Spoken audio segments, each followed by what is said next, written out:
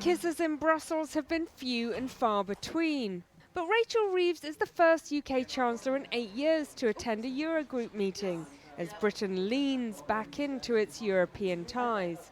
How are you? The touch on the arm saying it all.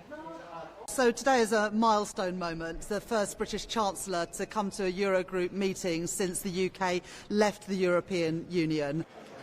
But after almost a decade away, it's a bit like the first day of school. You wonder who's going to be your friend. The Chancellor's keen to make those friendships count in a world where trade barriers are being pulled up and economic ties fragmented. Next spring, formal negotiations on trade will start in earnest with the EU. For now, it's mood music only. We had the very symbolic and important value of having the Chancellor in the room with 27 finance ministers in the European Union, in which we were reminded of all we have in common. Today was not about starting a negotiation. Today was the preliminary work that is needed to rebuild trust. There are so many areas where we want to and need to work together if we're going to improve living standards for our citizens and improve competitiveness of our economies. Here's what the EU means to UK trade. 42% of all exports go to the EU, that's £356 billion, while 52% of all imports come from the continent, an incredible £466 billion. But Brexit has hurt our exports.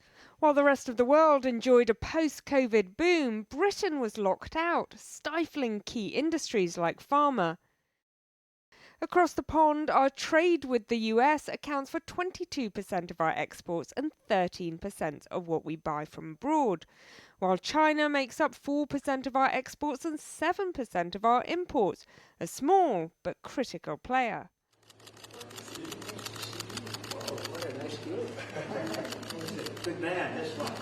But Trump's declared plans on tariffs have countries across the world scrambling to make contingency plans, Britain included, with the ultimate soft power being drafted in. Brando Benefei thinks the EU and the UK need to work together in the face of Trump's tariff threats. How important is it that Rachel Reeves is in Brussels today? Does it matter? I think it's quite important. It's a clear sign of a willingness coming from both sides. I don't think we can expect a significant step forward from today's meeting. It's, however, a signal that the times of turmoil between EU and UK are finished. The turmoil may be over, but the details of how this reset will work are few and far between. It remains to be seen whether Britain can really cozy up to Brussels, while also keeping the US president on side.